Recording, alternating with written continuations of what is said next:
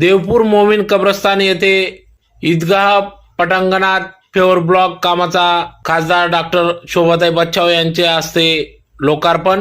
धुळे शहरातील देवपूर परिसरातील मोमीन कब्रस्तान येथे अंतर्गत ईदगाह समोर फेवर ब्लॉक बसविण्याच्या कामाचा लोकार्पण आज दिनांक 1 मार्च 2025 रोजी सायंकाळी 6 वाजता खासदार डॉक्टर शोभाताई बच्छाव यांच्या हस्ते या ठिकाणी लोकार्पण करण्यात आले। सदर विकास योजना अंतर्गत 2025 अंतर्गत 20 लाख रुपयातून या ठिकाणी फेवर ब्लॉक बसविण्यात आले। या कामाचा धुळे महानगरपालिका क्षेत्रात अल्पसंख्याक बहुल नागरिक विकास योजनेअंतर्गत या कामाचा लोकार्पण करण्यात आला। तर या कामासाठी हाजी रऊफ पठाण अल्पसंख्याक समिती सदस्य यांच्या प्रमुख उपस्थितीत कार्यक्रम पार पडला। तर यावेळेस या कार्यक्रमाचे सूचक म्हणून तौसिफ हाजी लुकमान खाटीक दातार यांनी या निधीसाठी मागणी केली होती व सदर या ठिकाणी फेवर ब्लॉक बसवण्यात यावे असे सूचित केले होते। तर मुजाहिद याकूब शेख यांनी सदर हे काम करून दिले।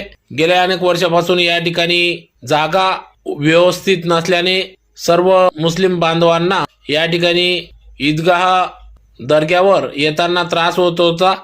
सदर बाब लक्षात घेता तौसिफ हाजी लुकमान खाटीक दातार यांनी या काम करून मिळावे यासाठी सूचित केले व त्यानुसार आज या कामाचा लोकार्पण या ठिकाणी 20 लाख रुपयातून करण्यात आला।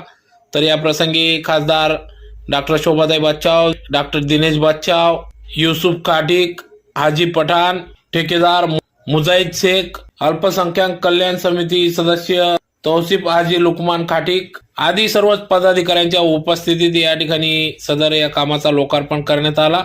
तर यावेळेस खासदार डॉक्टर शोभाताई बच्छाव, डॉक्टर दिनेश बच्छाव यांचा देखील सत्कार सन्मान करण्यात आला। तर या ठिकाणी येथील कब्रस्तानचे व्यवस्थापक यांचा देखील सन्मान सत्कार या ठिकाणी करण्यात आला। आज या ठिकाणी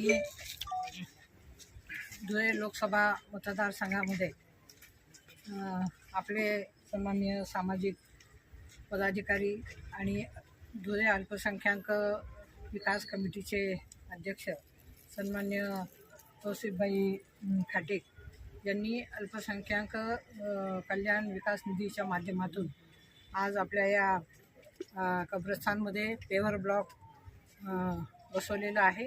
त्यांच्या माध्यमातून अतिशय चांगल्या पद्धतीने या ठिकाणी सोय झालेली आहे आणि पावसाळ्यामध्ये लोकांना होणारा त्रास वाचवण्यासाठी त्यांनी हे अतिशय मोठं सामाजिक काम या ठिकाणी केलेलं आहे। मी त्यांना मनापासून त्या ठिकाणी धन्यवाद देते।